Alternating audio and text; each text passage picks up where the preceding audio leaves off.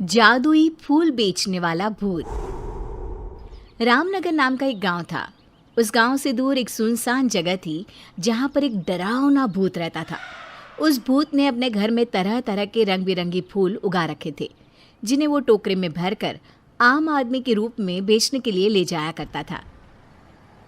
रामनगर के पास ही में एक बस स्टैंड था, जहां एक दिन वो भूत एक आम आदमी के रूप में अपना फूलों से भरा टोकरा लेकर जाता है और बोलता है, अरे वाह, फूल बेचने के लिए ये जगह तो सबसे बढ़िया है। यहाँ तो बहुत से लोगों का आना जाना लगा ही रहता है। तभी वहां एक बस आकर रुकती है और भूत जोर जोर से आवाजें लगाने लगता है। फूल ले लो, फूल, सुंदर सुंदर रंग बिरंगी फूल ले लो, फूल। तभी बस में बैठा एक आदमी फूल वाले को बुलाता है। अरे फूल वाले भैया, ये लाल वाले फूल कैसे दिए हैं? साहब, ये लाल फूल है 10 रुपए में एक। अरे भाई, 10 रुपए में सिर्फ एक? इतने में तो एक पूरी माला आ जाएगी। अरे साहब, चलिए आपको 10 रुपए में 2 फूल दे देता हूँ। घर जाकर अपनी धर्मपत्नी जी को दीजिएगा। ये लाल फूल देखेगी तो वो बहुत बहुत खुश हो जाएंगे।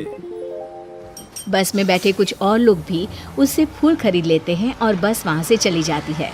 भूत हंसते हुए बोलता है, आज तो मजा ही आ गया, मेरे काफी फूल बिक गए।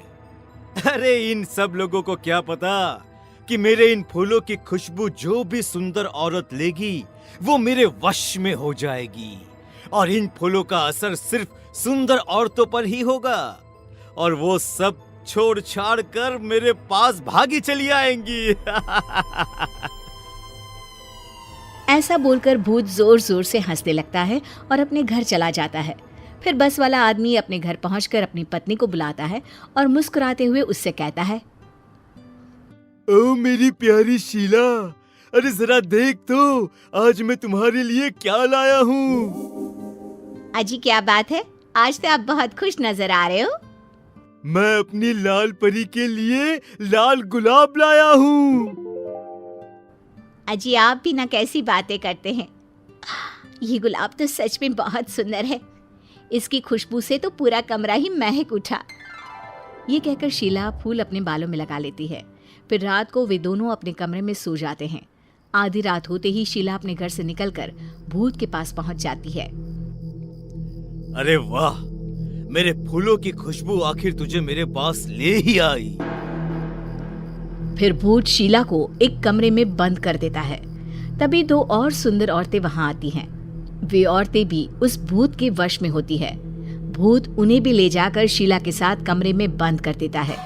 अगले दिन भूत फिर से आम आदमी का रूप लेकर बस स्टैंड पर फूल बेचने के लिए जाता है, और तभी लोगों से भरी हुई बस स्टैंड पर आकर रुकती है। फूल ले लो, फूल, सुंदर सुंदर खुशबूदार रंग बिरंगी फूल, हर तरह के फूल है मेरे पास। फूलों की माला, फूलों का गजरा, जो भी पसंद आए वो ले लो। अभी बस में 2 दोस्त रामू और श्यामू बैठे होते हैं। अरे फूल वाले, एक सुंदर सा गजरा तो देना भाई। अरे वाह रामू, क्या बात है, भाभी जी के लिए गजरा? हाँ भाई, तेरी भाभी को बालों में फूल लगाना बहुत पसंद है। अरे श्यामू, तू भी कुछ ले ले अपनी पत्नी जी के लिए, वो भी खुश हो जाएंगी। हाँ हाँ भाई, अरे तुम भी एक गजरा ले लो अपनी पत्नी जी के लिए। वैसे भी सुंदर औरतें बालों में फूल लगाकर और भी सुंदर लगती हैं। ठीक है भाई, अगर तुम इतना कह रहे हो तो एक गजरा मुझे भी दे दो।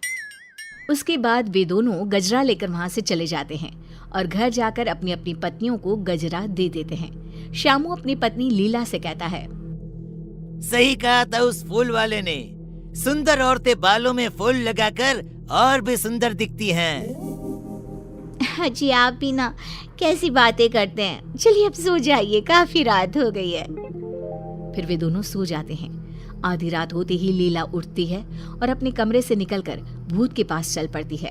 तभी श्यामू लीला को बाहर जाते हुए देख लेता है और लीला को आवाज देता है, अरे भगवान, आधी रात को कहाँ जा रही हो? पर लीला पर भूत के फूलों का असर होता है। थोड़ी दूर जाकर लीला गायब हो जाती है और भूत के पास पहुंच जाती है। श्यामू ये सब देखकर डर जाता है। थोड़ी देर में सुबह होती है और श्यामू भागते हुए अपने दोस्त के पास जाता है और उसे सारी बात बताता है। अरे भाई, ये क्या बोल रहे हो? कल रात से तेरी भाभी भी नहीं मिल रही है। जब से उसने अपने बालों में गजरा लगाया तब से वह बस फूलों की बातें किए जा रही थी। भाई, हो ना हो हमारी पत्नियों के गायब होने के पीछे जरूर उस फूल वाले का हाथ है। फिर वे दोनों बस स्टैंड पर जाते हैं और फूल वाले का पीछा करते हैं। पीछा करते हुए वे भूत के घर तक पहुंच जाते हैं और चुपचाप खिड़की से देखने लगते हैं। फूल वाला आम आदमी अब अपने भूतिया रूप में आ जाता है, जिसे देखकर सारी औरतें बहुत डर जाती हैं और जोर जोर से चिल्लाने लगती है। अरे नाश पीटे, हमने तेरा क्या बिगाड़ा है जो तू हमें यहाँ पकड़ कर ले आया है?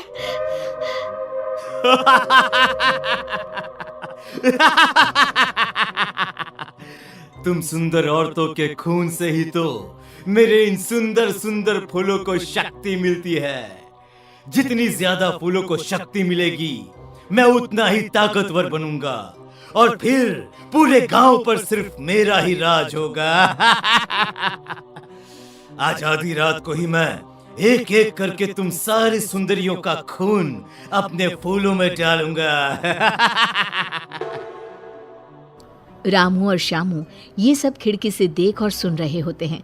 तभी रामू बोलता है। अरे भाई श्यामू, ये फूल बेचने वाला तो भूत निकला।